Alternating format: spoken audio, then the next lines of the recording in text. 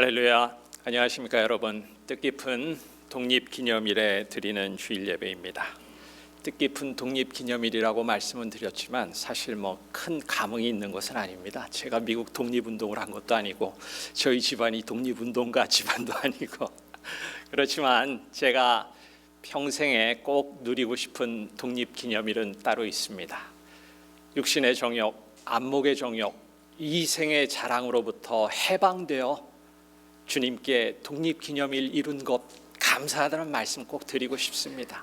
여러분도 일평생에 꼭 그런 독립기념일을 맞아 감사드릴 수 있는 여러분이 되시기를 바랍니다. 저는 오늘 여러분과 요한복음 21장 말씀을 가지고 하나님의 교훈을 나누고자 합니다. 요한복음 21장을 보면서 제가 느낀 거는 그거예요. 여러분 학교 다닐 때 우리나라가 그 지정학적 의의를 지니고 있다 이런 말씀 들어보시지 않으셨습니까?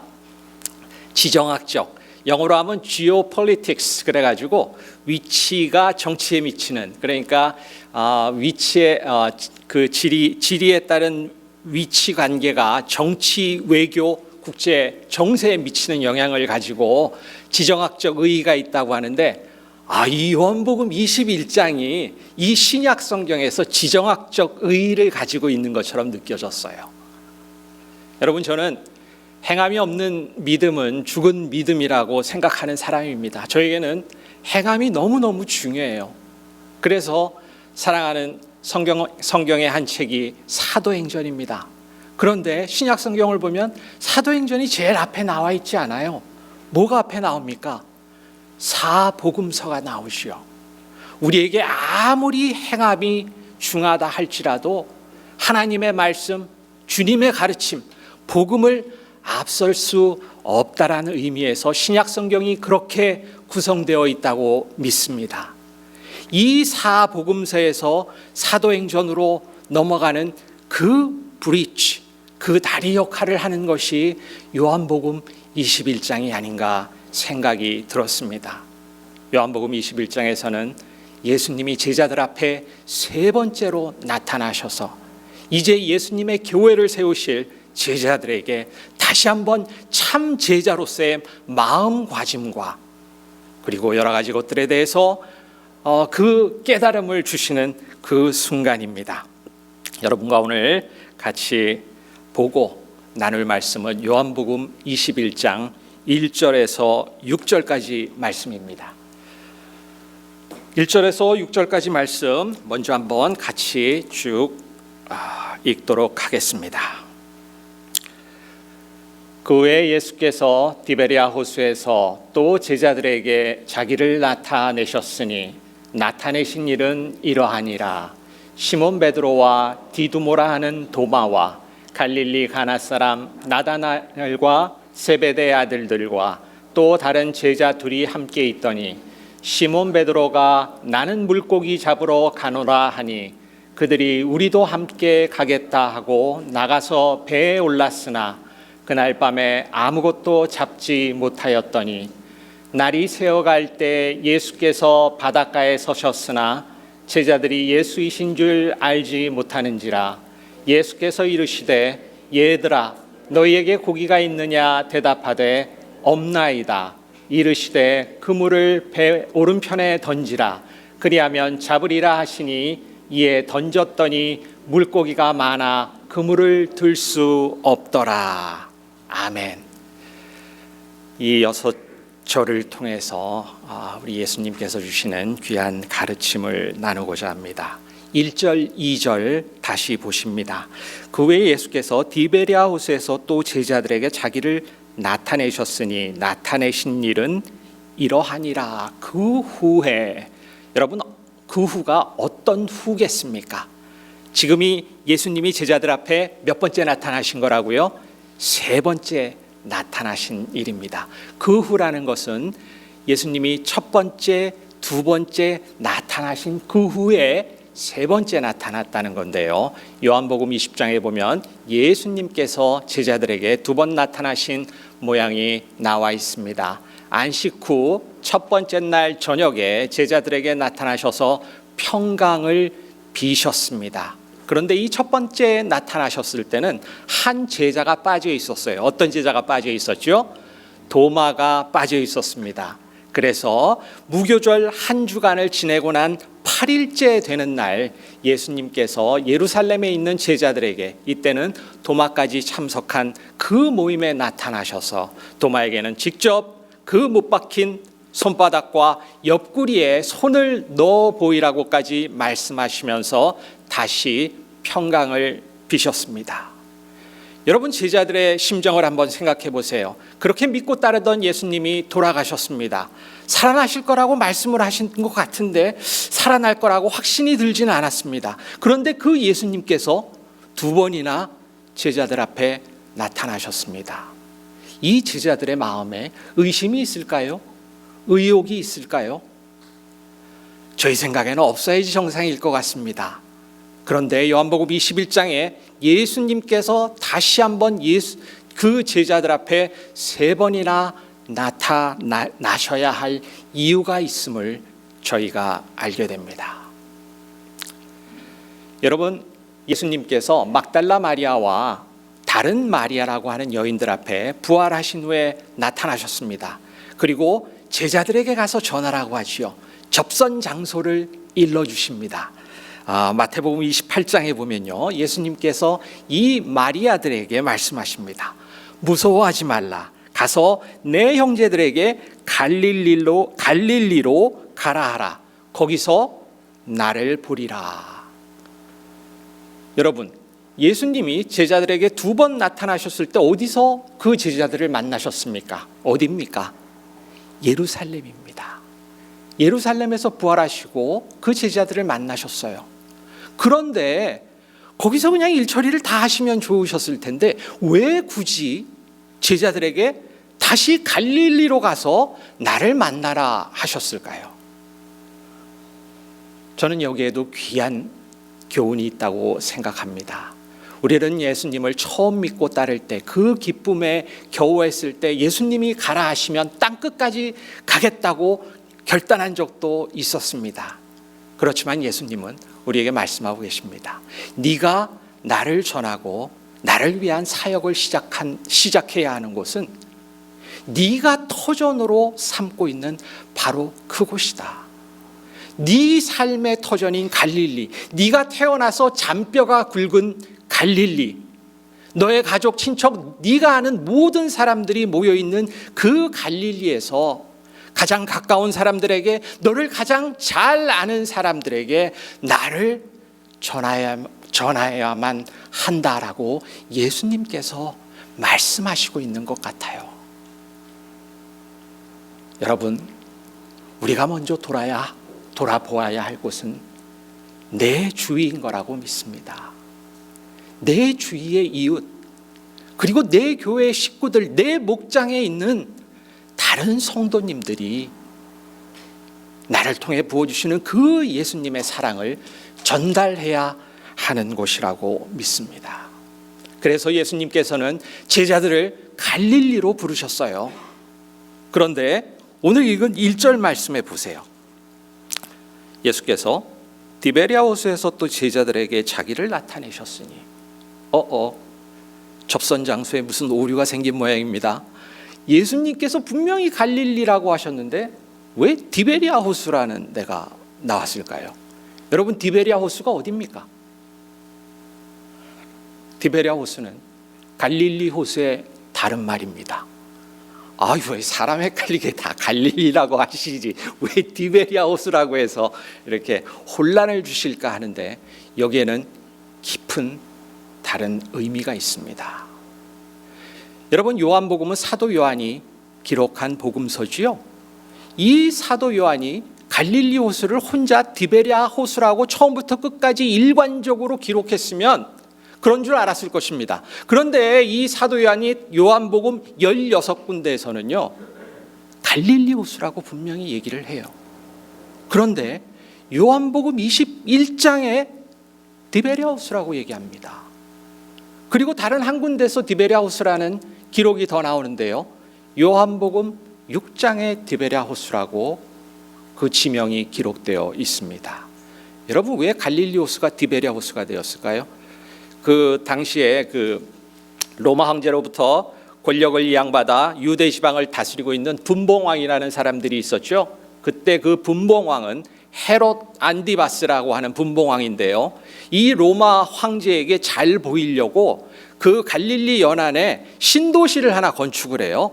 신도시를 하나 건축을 하고 이름을 짓는데 영어 이름으로는 티베리아스, 이게 이제 디베랴가 된 건데요. 티베리아스라고 짓습니다. 왜 티베리아스냐? 그때 당시에 로마 황제 이름이 티베리우스입니다. 참 창의력도 부족합니다. 티베리우스 황제를 위해서 티베리아스 호수, 디베랴 호수라고 이름을 짓습니다. 자, 사도 요한이 제자들이 지금 예수님을 만나기 위해서 모인 데가 갈릴리 호수가 아닌 디베랴 호수라고 하는 데는 그 의미가 있습니다. 왜 디베랴 호수입니까? 로마 황제를 칭송하기 위해서 그 권력의 정점인 사람을 높이기 위해서 지은 디베랴 호수라는 그 땅에 제자들이 서 있다라는 거예요. 요한복음 6장에는 무슨 말씀이 나옵니까? 여러분, 예수님의 가장 유명한 그 기적이 나와요. 오병이어의 기적이 나옵니다. 참 우리가 너무너무 감탄에 맞지 않는, 감사에 맞지 않는 그런 주님의 기적이 나오는데요. 그 기적이 일어난 장소를요, 사도 요한은 디베랴 호수라고 해요. 왜 디베랴 호수라 하였을까요? 그 오병이어 기적이 일어난 후에 군중에게 어떤 일이 일어났는지 여러분 생각해 보세요. 군중은 예수님께서 기적을 행하신 것을 보았습니다. 저 사람이 저렇게 엄청난 신통수를 가지고 있구나. 이 군중들은 예수님을 어떻게 생각했습니까? 메시아로 생각한 것 아닙니다. 하나님의 아들이라고 생각한 것 아닙니다. 이 사람들은요, 예수님이 기적을 일으키는 것을 보고 이 사람을 왕으로 세우면 우리에게 뭔가 이익을 갖다 주겠구나. 왕을 세우려 하였다는 얘기가 요한복음 6장 15절에 나와요. 이 제안을 예수님은 이런 지하에 거절하고 홀로 산으로 떠나가십니다. 예수님께서는 군중들의 마음에 있는 그 욕망을 보았던 것입니다. 그래서 사도 요한은 오병이어의 기적이 일어난 그 지역을 디베랴 호수라밖에 칭할 수 없었습니다. 마찬가지의 일이 지금 벌어지고 있습니다. 예수님이 그 제자들을 세 번째 만나고자 갈릴리 호수에 모여라 했는데 피지컬 로케이션으로는 갈릴리 호수가 맞습니다. 그렇지만 그 제자들의 마음을 채우고 있는 것은 예수님에 대한 소망이 아니에요. 예수님에 대한 기대가 아니고 어떤 세상적인 욕망이 차 있음을 안 사도 요한은 지금 제자들이 서 있는 그곳을 디베랴 호수라고 얘기하고 있는 것입니다. 21장 3절을 볼까요? 시몬 베드로가 나는 물고기 잡으러 가노라 하니 그들이 우리도 함께 가겠다 하고 나가서 배에 올랐으나 그날 밤에 아무것도 잡지 못하였더니. 여러분, 예수님에 대한 소망이 없어요. 기대가 없어요. 그러니 이 제자들이 서 있는 곳은 갈릴리 호수일 수가 없고요.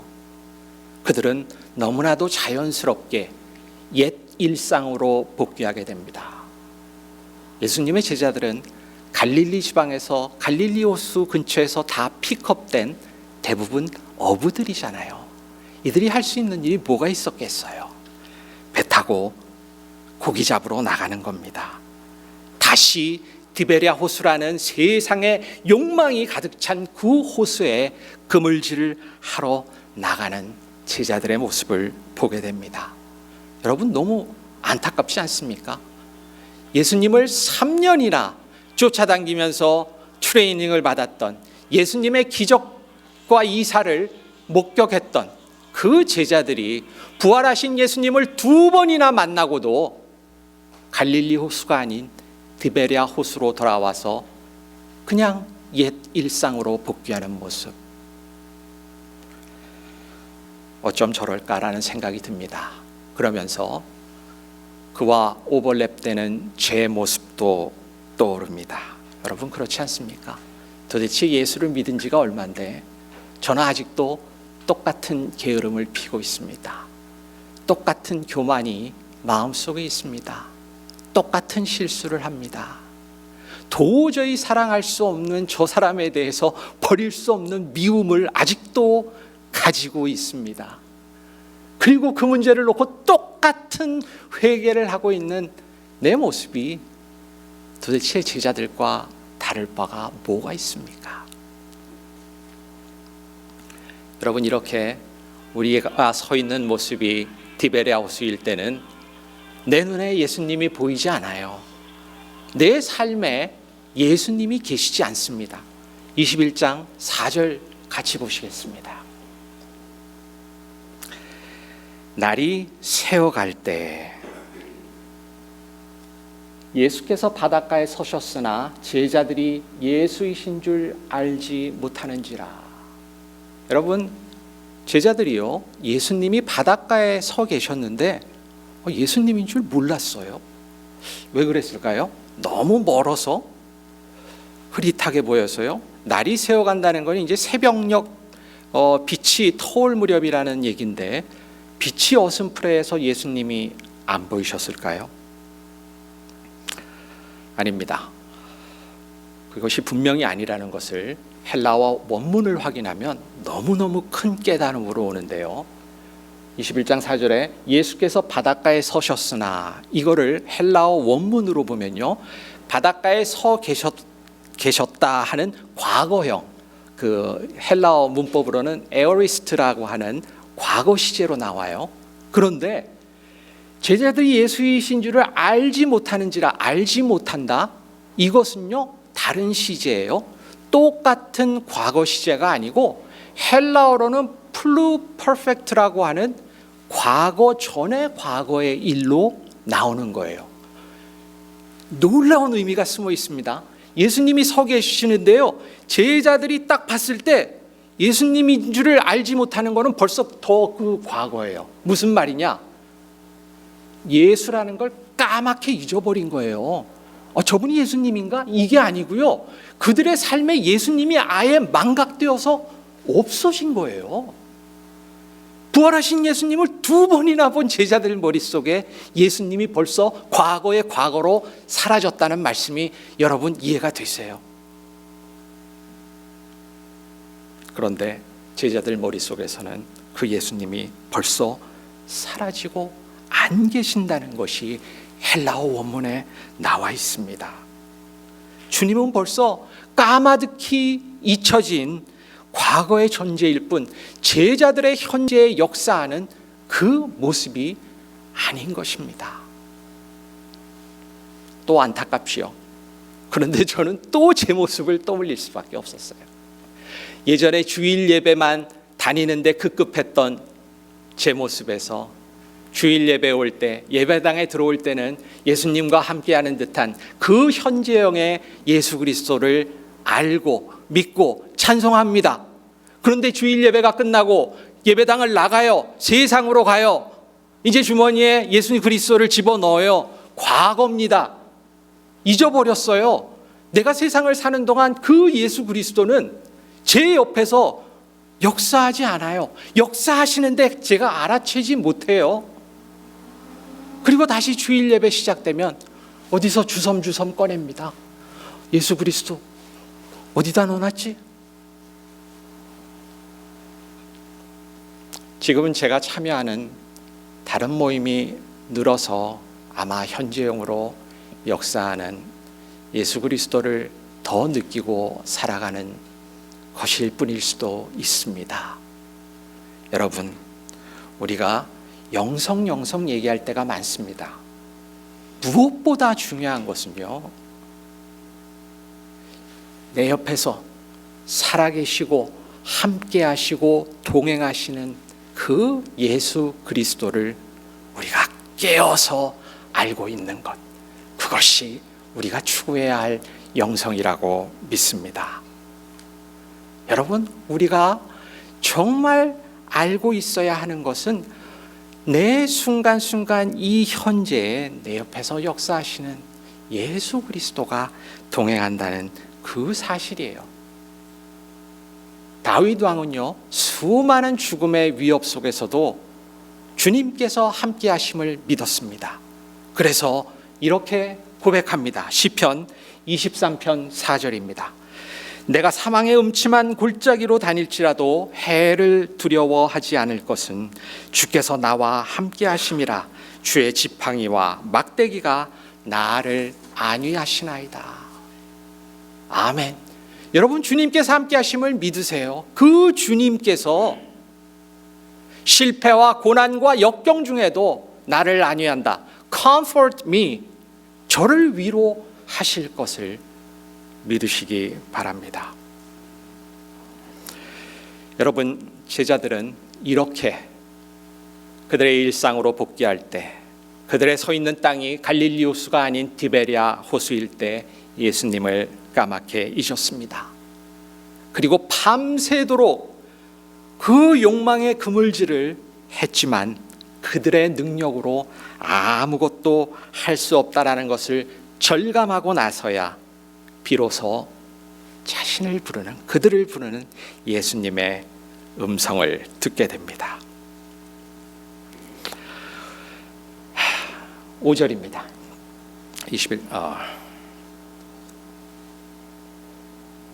21장 5절에 보면 예수께서 이르시되 얘들아 너희에게 고기가 있느냐 대답하되 없나이다.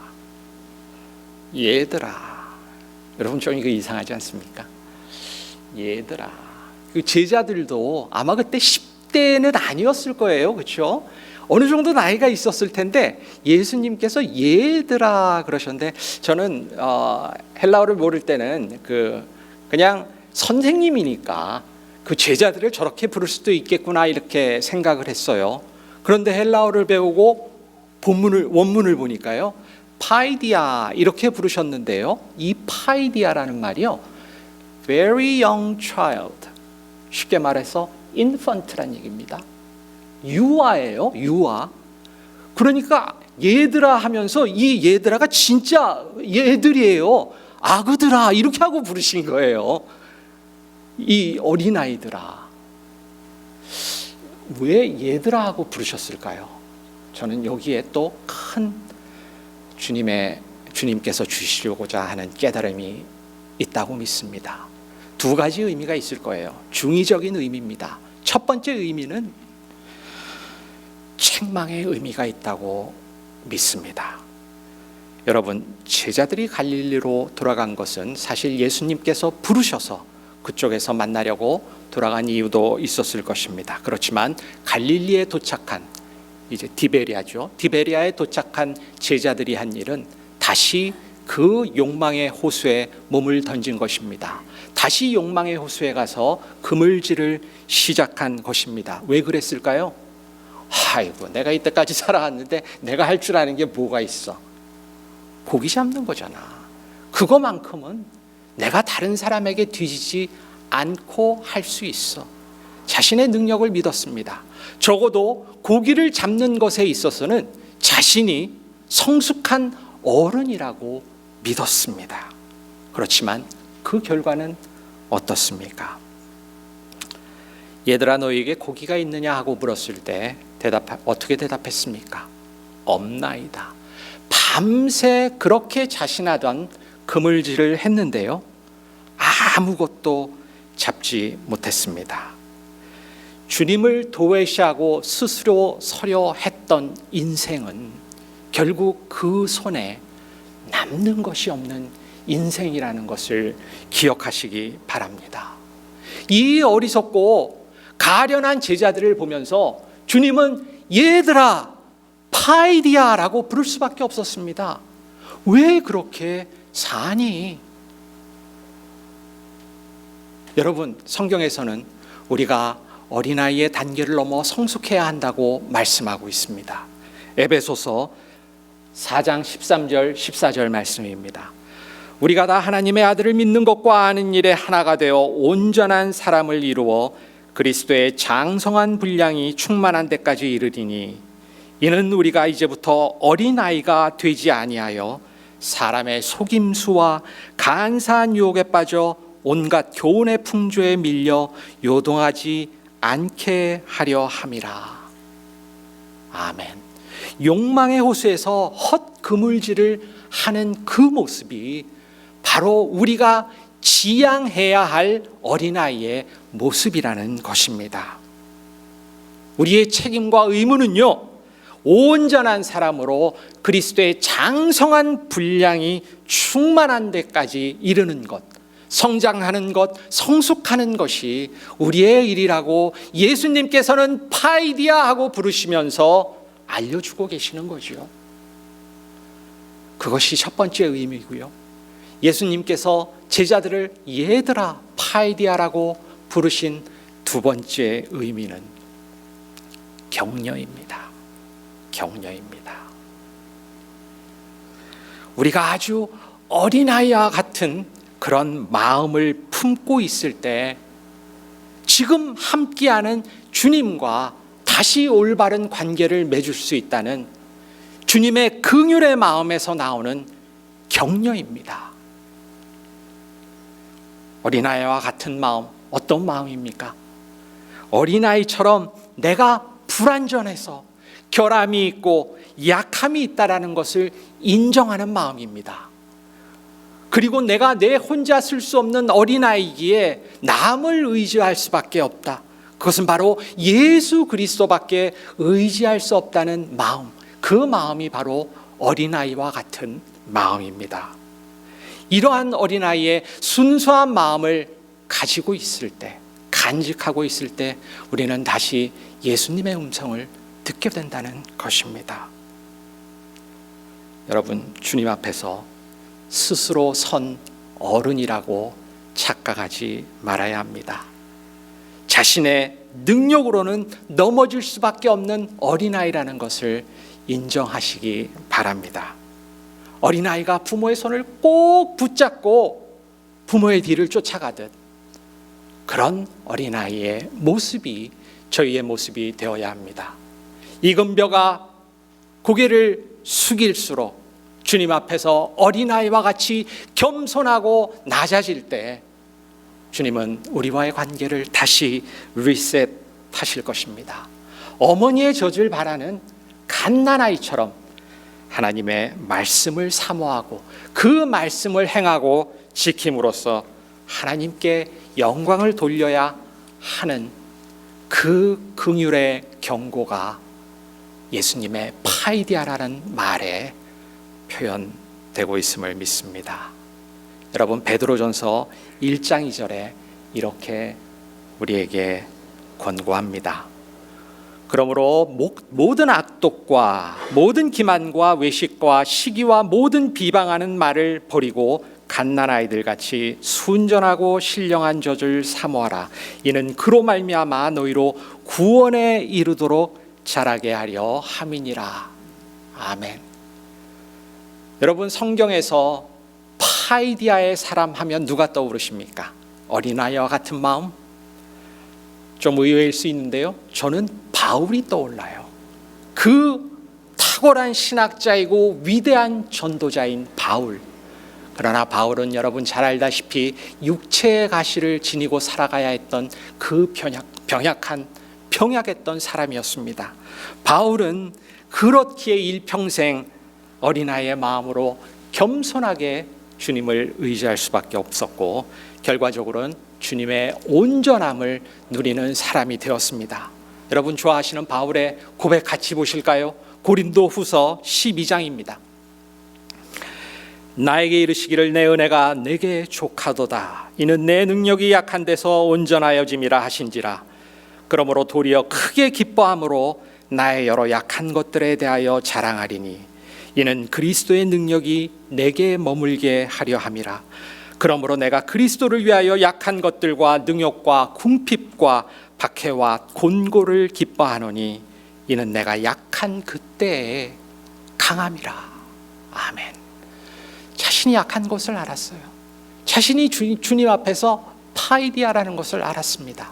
그렇지만 자신이 약한 그때에 주님의 능력이 임하고 강해질 수 있었던 것을 알았던 이 바울의 파이디아로서의 고백이 여러분과 저의 고백이 되기를 바랍니다. 여러분, 약함을 인정하세요. 약할 때 역사하시는 주님의 능력이 우리 삶에 임할 것입니다. 디베레아 호수에서 실패를 경험한 제자들에게 파이디아라고 불러주시며 주님의 음성이 들려옵니다. 이제 주님의 음성이 들려오는가를 깨달은 제자들에게 새로운 은혜가 시작됩니다. 요한복음 21장 6절입니다. 이르시되 그물을 배의 오른편에 던지라, 그리하면 잡으리라 하시니 이에 던졌더니 물고기가 많아 그물을 들 수 없더라. 여러분, 배 오른편에 그물을 던지라는 주님의 말씀을 들었더니 던졌어요. 물고기가 무지무지 많이 잡혔어요. 한번 생각해 보세요. 갈릴리 호수에서 낚시에 잔뼈가 굵은 이 제자들이 밤새 배 왼편에만 그물을 던졌을까요? 앞에도 던지고요, 뒤로도 던지고, 왼편, 오른편 다 던졌을 거예요. 그런데 밤새 한 마리도 안 잡혔거든요. 그런데 주님의 음성이 들려요. 오른편에 던져라. 던졌습니다. 그런데 갑자기 고기가 이만큼 잡혀버린 거예요. 여러분, 파이디아라는 주님의 음성을 들을 기회가 있는 사람들에게는 주님이 다시 주시는 새로운 기회가 있습니다. 그 기회를 잡으시는 여러분이 되시기를 바랍니다. 여러분, 이사야에서요, 바벨론에서 포로 생활을 하고 있는 이스라엘 백성들에게 하나님께서, 여호와께서 말씀하십니다. 약속하십니다. 이사야서 43장 18절 19절이에요. 너희는 이전 일을 기억하지 말며 옛날 일을 생각하지 말라. 보라, 내가 새 일을 행하리니 이제 나타낼 것이라. 너희가 그것을 알지 못하겠느냐? 반드시 내가 광야의 길을, 사막의 강을 내리니. 여러분, 디베랴 호수에서, 욕망의 호수에서 욕망의 그물질을 하던 여러분의 과거, 주님 앞에서 씻음 받을 수 있습니다. 파이디아라는 주님의 음성에 순종하실 때 예수님은 다시 우리와의 관계를 시작하십니다. 그리고 약속하세요. 새 일을 행한다. 여러분, 죄악으로 점철된 나의 삶에도 주님께서 새 일을 행하실 거예요. 광야의 길을 내시고요, 사막에 강을 내실 것입니다. 그 새 일을 바라시는 여러분이 되시기를 바랍니다. 여러분, 요한복음 21장, 우리 오늘 본문은 아니지만요, 11절에 다시 이런 부연 설명이 되어 있습니다. 시몬 베드로가 올라가서 그물을 육지에 끌어올리니 가득히 찬 큰 물고기가 153마리라. 이같이 많으나 그물이 찢어지지 아니하였더라. 여러분, 153마리 아시죠? 153마리가 그물에 들어가 있었어요. 그런데 뭐라고 있어요? 그물이 찢어지지 아니하였더라. 왜 이 말을 써붙였을까요? 옛날 그 전에 고기를 잡아봤더니 그물에 고기가 153마리라 들어가면 그물이 보통 어떻게 되었다는 거예요? 찢어졌다는 거예요. 그렇게 많이 잡히면 그물이 터져버렸어요. 여러분, 욕망의 바다에서 우리가 많은 것을 얻고 성취하고 누리는 것 같지요. 그런데 뭘 말씀하시는 거예요? 그 그물은 터진다는 겁니다. 여러분이 품 안에 잡아서 누리고 있는 것 같은 그 육신의 정욕의 쾌락은요, 그물이 터져 빠져나가는 물고기처럼 다 세어버리고 나에게는 빈손만 남는다는 거예요. 그런데 주님께서 명하셔서 던진 그물에 잡힌 그 153마리는요, 그물에 안전하게 유지되고 오롯이 하나님을 기쁘게 하는 열매가 된다는 말씀을 하시고 계시는 겁니다. 육신의 정욕이 주는 쾌락과 성령이 주는 기쁨의 차이입니다. 여러분, 주님의 말씀에 귀 기울이시기 바랍니다. 여러분을 파이디아라고 부르실 때 주님의 심정이 어떤지를 깨달으시는 여러분 되시기를 바랍니다. 그리고 성령을 따라 행하십시오. 그리고 내 삶에도 새 일을 행할 주님을 기대하시는 우리 새소망교회 성도님들, 여러분과 제가 되기를 예수님의 이름으로 간절히 축원합니다.